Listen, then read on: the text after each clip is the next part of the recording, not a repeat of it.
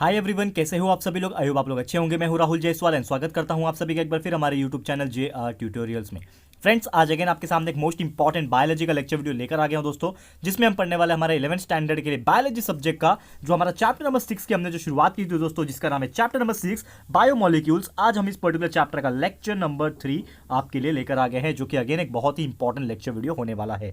तो दोस्तों, जैसे कि आपको पता है कि हमने इसके पहले वाले लेक्चर में यानी कि लेक्चर नंबर 2 में हमने बात किया था कि क्या होता है कार्बोहाइड्रेट्स, एंड कार्बोहाइड्रेट्स के जो मेन क्लासिफिकेशन थे वो हमने शुरुआत की थी। एंड उसमें हमने सबसे पहले मोनोसैकेराइड्स एंड सेकंड जो डाइसैकेराइड्स है उसको टोटली कंप्लीट किया था। उम्मीद करता हूं कि आपने इसके पहले का जो लेक्चर वीडियो था जरूर से देखा होगा। अगर आपने वो वीडियो नहीं देखा है तो आप जाके प्लीज देख सकते हो, बहुत ही इंपॉर्टेंट लेक्चर वीडियो होने वाला था वो।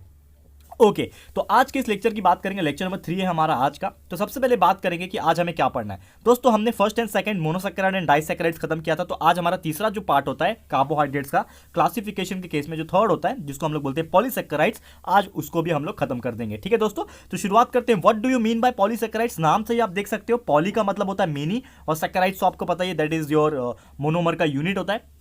तो यहां पे हम लोग बोल सकते हैं कि जब बहुत सारे मोनोसैकेराइड्स एक साथ इकट्ठा हो जाते हैं और जुड़ जाते हैं आपस में, जैसे कि हमने देखा था कि एक सिंगल रहेगा तो वो हमारा क्या रहता था, मोनोसैकेराइड रहता था। जब बहुत सारे मोनो यानी कि दो मोनो जब जुड़ जाते थे आपस में, दो मोनोसैकेराइड जुड़ जाते थे तो उसके वजह से बन जाता था हमारा डाइसैकेराइड। ठीक है, अब वैसे ही बहुत सारे मोनोमर यानी कि एक मोनो दूसरा मोनो डाइसैकेराइड बन गया, लेकिन उसके साथ में और भी बहुत सारे अगर मैं मोनोमर्स को जोड़ दूंगा तो वो क्या बन जाएगा, एक लॉन्ग चेन बन जाएगा ऑफ मोनिमर्स। एंड यही लॉन्ग चेन जो बन रहा है मोनोसैकेराइड्स का या फिर मोनोमर्स का, इसी चीज को हम लोग क्या बोलते हैं दोस्तों, पॉलीसैकेराइड्स बोलते हैं। क्लियर है? तो क्या बोल रहा है यहां पे कि when monosaccharides undergo a series of condensation reaction, मतलब बहुत सारे मोनोसैकेराइड्स इकट्ठा होकर एक तरीके से सीरीज फॉर्मेशन करते हैं, एंड उसके वजह से उनके बीच में क्या होता है, एक तरीके से कंडेंसेशन रिएक्शन होता है। एंड एक के बाद एक यूनिट एक दूसरे से अटैच होने जाते हैं, एंड एक के बाद एक अटैच होने की वजह से एक बहुत ही लार्ज मॉलिक्यूल क्रिएट हो जाता है। वही लार्ज मॉलिक्यूल को कहा जाता है दोस्तों पॉलीसैकेराइड फॉर्म होता है। क्लियर है दोस्तों? और ये जो रिएक्शन जो मैंने आपको बताया कि बहुत सारे जब एक एक यूनिट एक दूसरे से ऐड हो रहे हैं और एक लंबा चेन जो फॉर्मेशन हो रहा है ना, ये जो चेन फॉर्मिंग जो प्रोसेस होता है इसी को हम लोग पॉलीमराइजेशन बोलते हैं, और ये आपको शायद पता भी होगा, पहले से आप जानते भी होंगे। ठीक है, तो वैन एवर बहुत सारे मोनोसैकेराइड जब साथ में जुड़ जाते हैं, एक सीरीज होता है, कंडेंसेशन रिएक्शन होता है, तो उस चीज को हम लोग पॉलीसैकेराइड का फॉर्मेशन बोलते हैं, and the process is called the polymerization. Okay, and ये जो पॉलीसैकेराइड जो होता है दोस्तों, इसको जब हाइड्रोलिसिस जब करते हैं, यानी कि जब ये पॉलीसैकेराइड का रिएक्शन अगर मैं पानी के साथ करूं, यानी कि वाटर के अंदर जब डिसॉल्व करेंगे, तो इसमें से जो मोनोसैकेराइड थे ना, जो लंबा चेन बनाए थे, ये लोग आपस में बॉन्ड बना के थे, तो ये जितने भी मोनोसैकेराइड होंगे ना, ये क्या हो जाएंगे, एक दूसरे से सेपरेट हो जाएंगे। ये चीज ध्यान में रखना है। करेक्ट है? तो क्या बोल सकते हैं हम लोग कि पॉलीसैकेराइड जब भी हाइड्रोलिसिस होता है तो मोनोसैकेराइड्स इसमें से सेपरेट हो जाते हैं। ये चीज आपको ध्यान में रखना है। क्लियर है?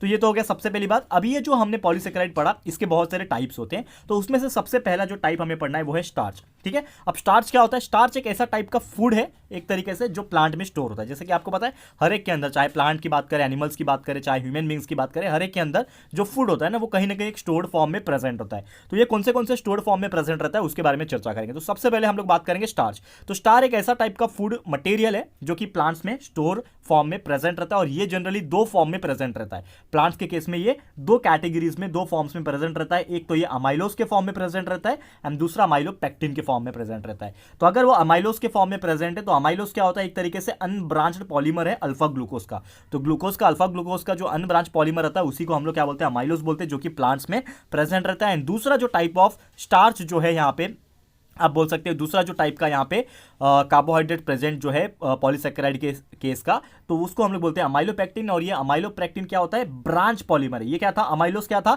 अनब्रांच पॉलीमर था अल्फा ग्लूकोज का। ये है उसका ब्रांच पॉलीमर अल्फा ग्लूकोज के केस का। ये आपको याद रखना है। तो ये तो बात हो गई स्टार्च की। ठीक है, अब बात कर लेंगे ग्लाइकोजन की। तो जैसे मैंने बोला कि इसके 3 टाइप होते हैं। सबसे पहले आपने देखा यहाँ पे स्टार्च, ये हमारा सेकंड जो टाइप ऑफ पॉलीसैकेराइड है वो है ग्लाइकोजन। वैसे तीसरा हो जाएगा, उसको भी हम लोग चर्चा करेंगे। ठीक है, तो ये ग्लाइकोजन क्या होता है एक्चुअली, इसके बारे में बात करेंगे। तो ये एक ऐसा टाइप का अमाइलोपेक्टिन है जिसके अंदर बहुत ही शॉर्ट डिस्टेंस प्रेजेंट रहता है इनके साइड चेन्स के अंदर, यानी कि जब भी एक दूसरे से अटैच जब होते हैं तो इनके अंदर क्या होता है, एक तरीके से बहुत ही कम डिस्टेंस प्रेजेंट होता है, और एक तरीके का अमाइलोपेक्टिन ये होता है। क्लियर है? ओके और ये कहाँ प्रेजेंट रहता है? It is generally present in the human beings and animal body, ठीक है ना। चाहे हम ह्यूमन बींग्स की बात करें, क्योंकि ह्यूमन बींग्स भी एनिमल के कैटेगरी में ही आ जाते हैं, तो ह्यूमन बींग्स के बॉडी की बात करो चाहे एनिमल्स की बॉडी की बात करो, तो ये ग्लाइकोजन जो है ह्यूमन बॉडीज और एनिमल बॉडीज में प्रेजेंट रहता है। और स्पेशली कहाँ पे प्रेजेंट होता है? It present specially in organs like liver और मसल्स, हमारे मसल्स में या फिर लिवर के मसल्स में ये जो ग्लाइकोजन है वो स्टोर्ड फॉर्म में प्रेजेंट रहते हैं। तो जिस प्रकार हमने स्टार्च देखा था, फर्स्ट वाला जो देखा था, ये क्या था? स्टोर्ड फूड प्लांट्स में था ना, प्लांट के केस में ये स्टोर्ड फूड था। तो उसी प्रकार जो हमारा सेकंड था ये जो ग्लाइकोजन, वो क्या है? हमारा stored food in case of animals है। ये चीज याद रखना है। तो प्लांट्स में स्टोर्ड फूड, अगर कोई पूछता है आपको कि बताओ प्लांट्स में स्टोर्ड फूड क्या है, तो आपको बोलना है स्टार्च है, और एनिमल्स में स्टोर्ड फूड क्या है, तो आपको बोलना है ग्लाइकोजन है। क्लियर है दोस्तों? तो उम्मीद करता हूं कि ये पॉइंट आपको ध्यान में रहेगा, बहुत इंपॉर्टेंट चीज है। अब बात कर लेते हैं हमारा थर्ड कैटेगरी, जिसका नाम है सेल्यूलोज। तो सेल्यूलोज हमारा थर्ड कैटेगरी का एक तरीके से पॉलीसेकेराइड हम लोग ने इसको कंसीडर किया हुआ है। तो ये एक ऐसा टाइप का पॉलीमर है जो कि बीटा ग्लूकोज से बनता है। जैसे अभी इसके पहले हमने ग्लाइकोजन पढ़ा, तो ग्लाइकोजन था वो ब्रांच या फिर अनब्रांच पॉलीमर था अल्फा ग्लूकोज का। तो उसी प्रकार से हम लोग बोल सकते हैं कि ये जो सेल्यूलोज है ना, वो बीटा ग्लूकोज के पॉलीमर से बनता है, बीटा ग्लूकोज के मॉलिक्यूल से तैयार होता है। और ये जो सेल्यूलोज होता है ना, it is generally present in the cell wall of plant cell. Plant cell के अंदर जो सेल वॉल होता है, आपको पता ही होगा, एक ही डिफरेंस होता है मेनली। अगर हम बात करें कोई एक प्लांट सेल के अंदर और एनिमल सेल के अंदर, तो प्लांट सेल के पास क्या होता है? आउटर मोस्ट कवरिंग होता है, यानी कि एक सेल वॉल प्रेजेंट रहता है, वही एनिमल के पास प्रेजेंट नहीं होता। ये चीज ध्यान में रखना।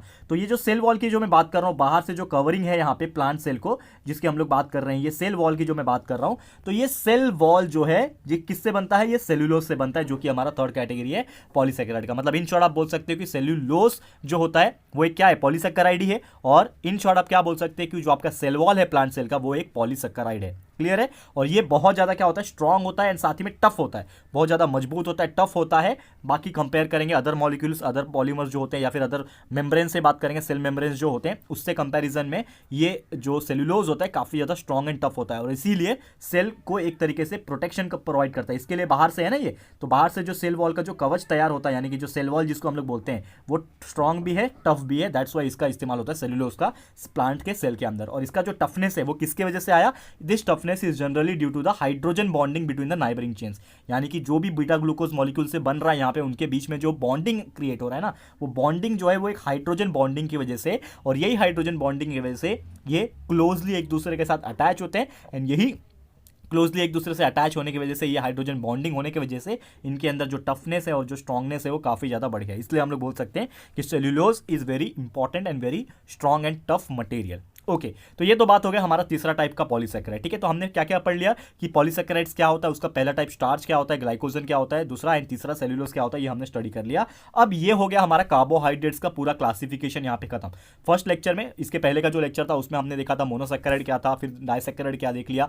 आज हमारा थर्ड भी जो था पॉलीसेकेराइड, इसको भी कंसिडर कर लिया। अब यहाँ पे हम लोग बोल सकते हैं कि हमारा जो एक तरीके से कार्बोहाइड्रेट्स का जो क्लासिफिकेशन था वो यहाँ पे होता है कंप्लीट। लेकिन कार्बोहाइड्रेट्स का पार्ट खत्म होने के पहले यहाँ पे मैं एक छोटा सा टॉपिक और बताऊंगा कि what is the biological importance of carbohydrate. ये हमने कार्बोहाइड्रेट्स पढ़ लिया कि क्या होता है कार्बोहाइड्रेट्स, उसके जो मेन 3 टाइप थे, मोनोसेकेराइड, डाइसेकेराइड, पॉलीसेकेराइड, ये क्या थे, ये हमने देख लिया। लेकिन इसका क्या इंपॉर्टेंस क्या है, ये क्यों जरूरी है हमारे लिए, ये हम लोग को पढ़ना है। तो सबसे पहले सबसे इंपॉर्टेंट चीज क्या है कि दे सप्लाइज एनर्जी फॉर मेटाबॉलिज्म, यानी कि कार्बोहाइड्रेट से हमें क्या मिलती है? एनर्जी मिलती है। चाहे प्लांट्स की बात करें, एनिमल्स की बात करें, ह्यूमन बींग्स की बात करें, तो इससे सबसे इंपॉर्टेंट चीज क्या मिलता है? एनर्जी मिलता है मेटाबॉलिज्म करने के लिए। यानी कि जो भी हम लोग मेटाबॉलिक एक्टिविटीज करते हैं, यानी कि ऑक्सीजन लेके जो हमें एनर्जी मिलती है, it is all because of carbohydrates. ये चीज ध्यान में रखना है। और इसका जो मेन सबस्ट्रेट होता है, जो होता है एटीपी सिंथेसिस के लिए, यानी कि एटीपी क्या होता है आपका? एडिनोसाइन ट्राइफॉस्फेट बनाने के लिए, एनर्जी बनाने के लिए जो मेन हथियार एक बोल सकते हो आप, एक तरीके से सबस्ट्रेट जो होता है वो ग्लूकोज ही होता है। एक तरीके से क्या है? ग्लूकोज, कार्बोहाइड्रेट्स ही तो है।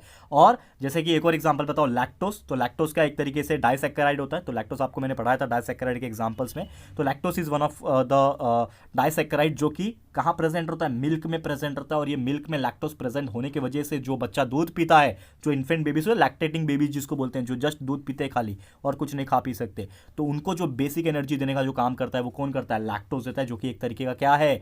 डाइसेकेराइड्स ही तो है, मतलब कार्बोहाइड्रेट्स ही हुआ ना ये। तो वो एक एनर्जी प्रोवाइड करने के लिए काम करता है। लास्ट टॉपिक ये है, लास्ट पॉइंट ये है कि जो पॉलीसेकेराइड्स होते हैं वो हेल्प करते हैं as a structural component of cell membrane, यानी कि सेल मेम्ब्रेन का स्ट्रक्चर तैयार करने के लिए बहुत ज्यादा हेल्प करता है पॉलीसेकेराइड्स। सेल वॉल का स्ट्रक्चर हो गया, रिजर्व फूड मटेरियल हो गया, ये सभी चीज को हेल्प करता है। जैसे कि आपको पता है कि सेल मेम्ब्रेन को तो बनाता ही है सेल वॉल। अभी अभी देखा कि सेल्यूलोज के फॉर्म में सेल वॉल बनता है, जो कि पॉलीसेकेराइड्स ही होता है एक तरीके से, जो कि कार्बोहाइड्रेट्स का टाइप है। Reserve food material in the form of starch and glycogen. Starch plant में होता है, ग्लाइकोजन ग्लाइकोजन एनिमल्स में होता है। तो हर तरीके से यहाँ पे जो कार्बोहाइड्रेट्स होते हैं वो हमारे लिए हेल्पफुल होते हैं। That's why it is called as the one of the most important nutrients for our self. Clear है दोस्तों?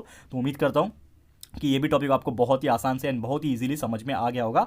तो दोस्तों आज के लिए हमारा लेक्चर इतना ही था। यहाँ पे हम लोग फाइनली बोल सकते हैं कि हमारे जो कार्बोहाइड्रेट्स का जो पार्ट था यहाँ पे ये होता है टोटली कंप्लीट। चैप्टर्स में अभी और भी बहुत सारी चीज़ें बचे, जैसे कि लिपिड्स के बारे में पढ़ना है, जैसे कि आपको पता है lipids is nothing but fats के बारे में पढ़ना है, एंड साथ ही में प्रोटीन्स के बारे में पढ़ना है, कॉन्जुगेटेड डिराइव प्रोटीन, बहुत सारे टाइप के प्रोटीन है उसको पढ़ेंगे। लंबा आपका चैप्टर बहुत बड़ा है तो टाइम लगेगा खत्म करने के लिए। तो आज हमारा तीसरा लेक्चर यहाँ पे खत्म होता है। तो thank you so much for watching our this video. उम्मीद करता हूँ कि आपको हमारा ये लेक्चर पसंद आया होगा और कार्बोहाइड्रेट्स का टोटली कंसेप्ट आपको क्लियर हो गया होगा। जल्द मिलेंगे आपके सामने एक अगले लेक्चर में बेहतरीन टॉपिक के साथ, लिपिड के साथ स्टार्ट करेंगे हम लोग। तो आपको ये वीडियो कैसा लगा, यूजफुल लगा है फ्रेंड्स, तो प्लीज ये वीडियो को लाइक कीजिएगा एंड शेयर कीजिएगा। ठीक है दोस्तों, बहुत इंपॉर्टेंट हो जाता है लाइक करना और शेयर करना, क्योंकि इससे हम लोग को बहुत ज्यादा एक तरीके से मोटिवेशन मिलता है। आप लोग लाइक करते हो तो काफी अच्छा लगता है और आप लोग के लिए ऐसे ही रेगुलर बेसिस पे वीडियोस बनाने का भी मन करता है दोस्तों। तो फटाफट से वीडियो को लाइक कर दो, शेयर कर दो, एंड अगर आपने अभी तक इस चैनल को सब्सक्राइब नहीं किया है तो फटाफट से हमारे इस चैनल को सब्सक्राइब कर देना, साथ में बेल आइकन को प्रेस कर देना, ताकि जब भी हम लोग वीडियो लेकर आएंगे आप लोग को नोटिफिकेशन मिलती रहेगी।